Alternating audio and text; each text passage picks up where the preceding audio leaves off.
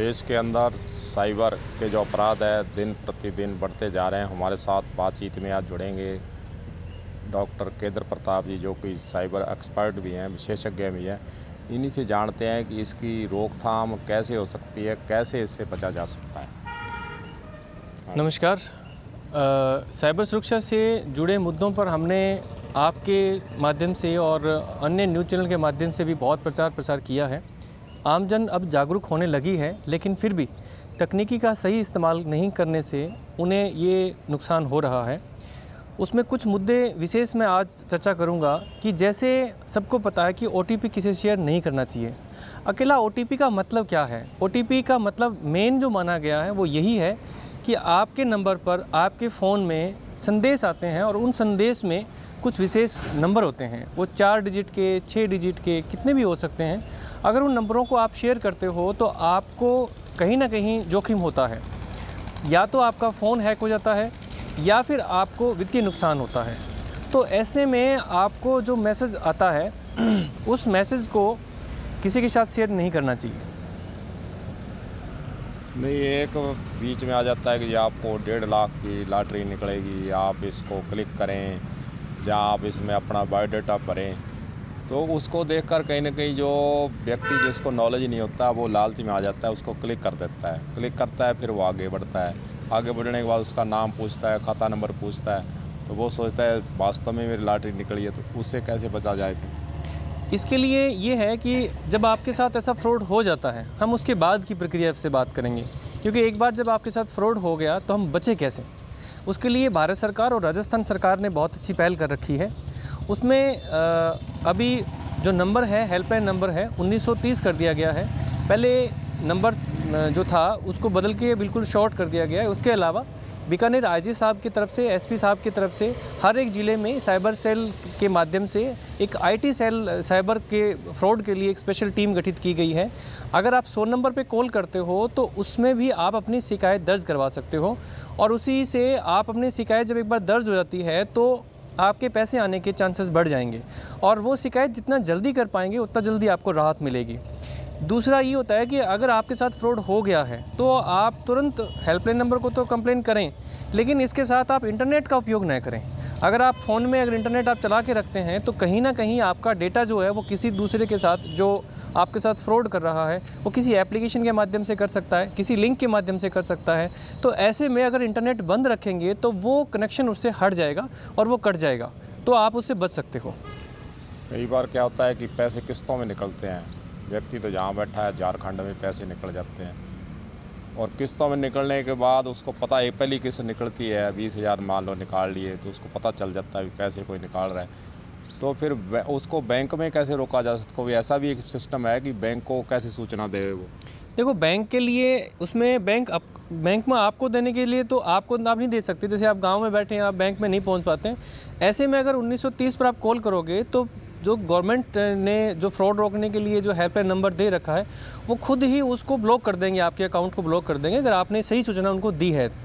अब आपने कहा कि भाई किस्तों में जो पैसे निकल रहे हैं, उस संबंध में मैं आपको बताना चाहूँगा कि किस्तों का मतलब ये हुआ कि आपसे कई बार फ़ोन जो आता है वो आपको बहकाता है कि भाई कोई लिंक भेजता है, या ये मान के चलें कि फ़ोनपे से ज़्यादा पेमेंट निकल रही है, या गूगल पे से, या जो थर्ड UPI जो हैं जहाँ भी हैं, जैसे फ़ोनपे का अपने एग्जांपल ले लेते हैं। तो जब एक लिंक आपको भेजा जाता है उसमें क्या होता है कि आपसे वो तो कहता है कि जी आपको मैं पैसे आपसे लेने के लिए ले रहा हूँ। जैसे मैं सामान बेच रहा हूँ और आपसे सामान का पैसा आपसे मैं इस लिंक के माध्यम से लूँगा। तो आपको ये चेक करना चाहिए कि आप जब किसी से पैसे आप किसी को भेज रहे हो या आप पैसे ले रहे हो तो लिंक भेजने की ज़रूरत नहीं है, या आप डायरेक्टली उसको पैसा भेज सकते हैं। या आपके खाते में कोई व्यक्ति पैसा भेज रहा है तो आपको कभी भी फ़ोन है वो पिन नंबर नहीं मांगता है, डायरेक्टली वो आप उसको दे सकते हैं, पेमेंट आपके खाते में आ जाएगी। जैसे एग्जांपल पे मेरे पास में कोई सामान था, OLX पे मैंने लगाया या किसी में मैंने पुरानी चीज़ बेची है और मुझे वो पैसा कोई भेज रहा है, तो मुझे उसको पिन नंबर देने की ज़रूरत नहीं है। वो डायरेक्टली मेरे अकाउंट में मेरे फ़ोन पे नंबर पर पैसा ट्रांसफ़र कर सकता है। ख़ास करके इस गलती से कई बार बहुत लोगों का ट्रांजेक्शन उसमें हो चुकी है। एजुकेशन की बात करें तो एजुकेशन के जरिए भी कई बार क्या है कि ठगी होने अब शुरू हो गई है। एजुकेशन का वो झांसा दे करके आपको डिग्री करा देंगे, ये करा देंगे, आप इस तरह से इस लिंक में आप बायोडाटा भरें, तो इससे कैसे बचा जा सकता है? देखो, इसके लिए सबसे पहले जो अगर एजुकेशन की बात आती है तो पहले ये देखना ज़रूरी है कि जो लिंक आपको भेजा जा रहा है क्या वो किसी गवर्नमेंट संस्था से है। उसके लिए URL आप ज़रूर चेक करें। हमेशा कोई भी URL होता है अगर वो गवर्नमेंट का है तो ऊपर जो जहाँ पे आप किसी भी क्रोम के अंदर या एक्सप्लोरर में आप जब उसको खोलते हैं, लिंक को जब आप ओपन करते हैं गूगल में जाके, तो सबसे लास्ट में इसमें लिखा होता है gov.in। इसका मतलब ये गवर्नमेंट का डोमेन है। डोमेन का मतलब ये गवर्नमेंट ने इसको ख़रीद रखा है, गवर्नमेंट के द्वारा ये चल रहा है। अगर किसी के आगे XYZ लास्ट में, ये सबसे मेन देखने वाली चीज़ है, डॉट के बाद अगर XYZ या XXTT या ऐसा कुछ लिखा है या DOX या XLS लिखा है तो इसका मतलब वो गवर्नमेंट की ऑथेंटिकेशन नहीं है, वो वेरीफाइड नहीं है। आप ऐसी साइट से बचें, ऐसे लिंक से आप बचें ताकि आपको बचाव हो सकता है और ये बचाव के लिए मेन रहेगा। इसमें ये भी ज़्यादा देखने की ज़रूरत है, अगर ऐसे कोई विज्ञापन आपके पास आते हैं तो उन विज्ञापनों पर आप क्लिक नहीं करें।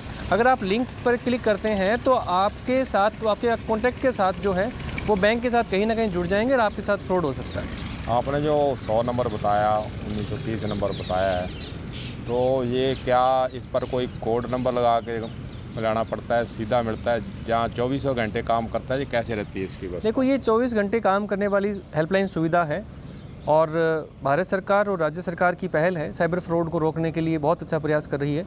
सबसे ज़्यादा मेन ये मान के चलें कि बीकानेर जो IG साहब हैं, उनका स्पेशल प्रयास है कि सभी जिला स्तर पर एक टीम इस पे बैठे और उस पे काम करे, और उसके लिए स्पेशली उन्होंने 100 नंबर दिए गए हैं। तो 100 नंबर डायरेक्ट अपनी स्थिति के लिए, आपने किसी प्रकार की अगर अनहोनी या घटना ऐसी होती है तो ऐसे में आप कॉल करते ही हैं। इसके साथ आप अगर अपने ये साइबर फ्रॉड संबंधी भी बताना चाहें तो आप उस पर दर्ज करवा सकते हैं, क्योंकि 1930 वो पूरे भारत का नंबर है। कई बार वो नंबर लगता नहीं है, कई बार उस नंबरों पे आप समय पे, कई बार क्योंकि जब बिजी होता है, एक ही नंबर आप पूरे भारत में यूज़ होता है तो कहीं ना कहीं थोड़ा बहुत इंटरप्ट आ जाती है। ऐसी सुविधा के लिए स्पेशली उन्होंने 100 नंबर का प्रावधान किया है। हाल ही में एक पूर्व जिला कलेक्टर जाकिर हुसैन, जो कि गंगानगर में भी कलेक्टर है, हनुमानगढ़ भी रहे, फिर गंगानगर रहे, उनके साथ एक ठगी का मामला आया था, उस पर क्या कहेंगे आप?